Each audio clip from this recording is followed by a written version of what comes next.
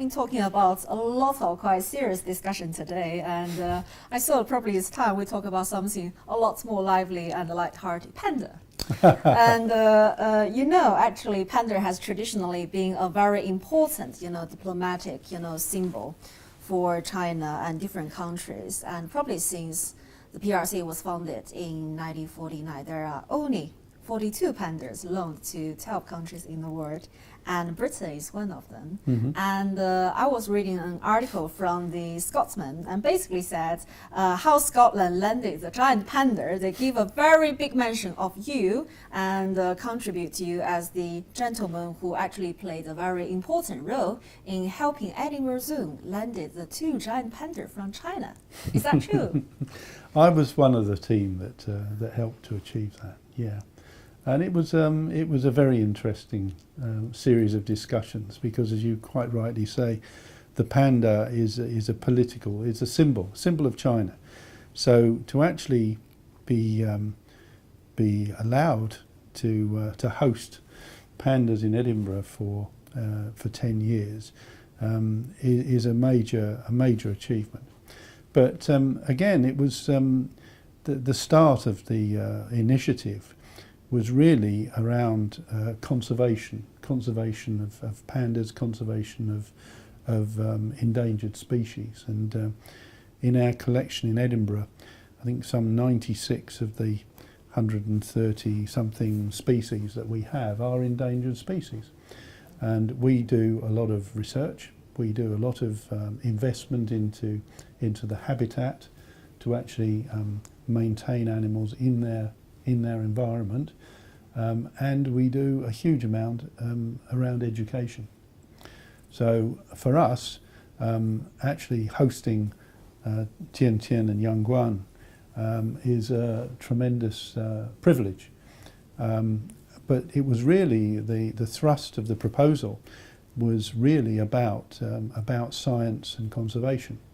Pandas are bears, and one of the world expert on bears' teeth actually lives in a place called North Berwick, just south of Edinburgh.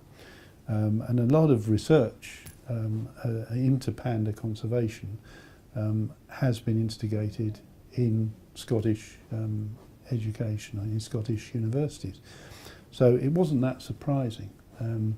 But we did have to get the attention of our Prime Minister and Premier Wen to actually arrange for the pandas to come. But we still haven't got a cub. Oh, Maybe really? this coming year we'll get a cub. Fingers crossed. We've had two failures, but actually breeding pandas in captivity is very tricky. I know. I mean, the previous Prime Minister, Margaret Thatcher, was given the mission impossible to try to get a panda, a female panda, for the London Zoo, ahead of her trip in 1982. But she didn't manage to. Well, Ted Heath did get a panda. I know. Yeah. Yeah. But we've not had panda cubs born in the United Kingdom. So we're hoping that this coming season we will be successful. I really hope that will come true. And also, actually, following on that, just out of curiosity, we all know the first cloned sheep was, from Edinburgh. Yeah, well, that's right. So do you think maybe in the near future there might be a cloned panda in Edinburgh? No, we don't need cloned pandas. But it underlines the importance of the research that's done in Edinburgh, because a lot of the work that we've been able to help China with is in when we started the discussion about pandas coming to Edinburgh, we had quite detailed conversations about helping to develop treatments for diseases that pandas were starting to suffer from. And we realised that a lot of this was to do with the breeding patterns, the genetics. So actually mapping the genetic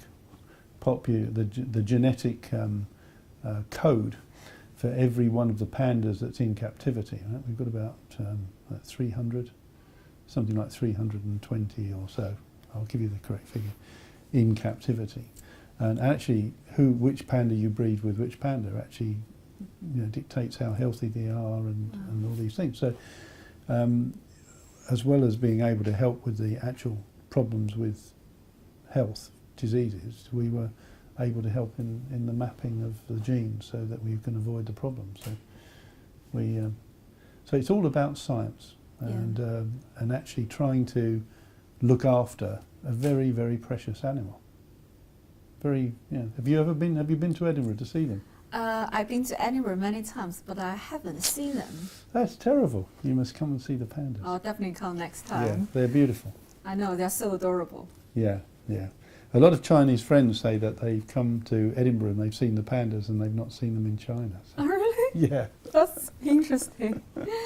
And also, I know, talking about, Arup, this year is 2014 is very special because it's actually the 30th anniversary for Arup to have a proper presence in mainland China. That's right. So I guess there probably will be a lot of big celebrations, about this 30th anniversary.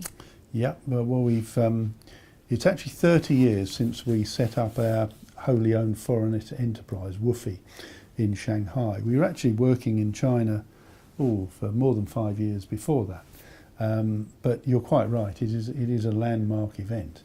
And we've had exhibitions in Beijing, in Shanghai and Guangzhou, and we'll be involved in a number of other events over the year. But I'd invite everybody to have a look at our website and see the exposition on there of what we've been doing. So talking about celebration, our president, Xi Jinping, also came up with a very great idea about the Chinese dream, which he believes that is not only a dream that can be shared by all the Chinese around the world, but also all our foreign friends like you. So what's your understanding about the Chinese dream? Wow. Well, I think the Chinese dream is actually about breaking down barriers and increasing collaboration in every aspect of the human endeavour.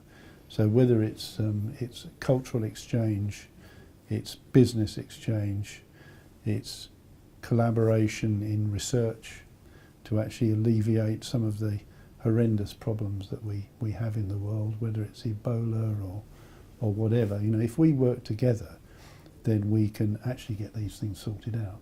And we won't have people starving, and we actually have enough food if we actually shared it properly. So for me, that would be my dream, and I think it's the Chinese dream.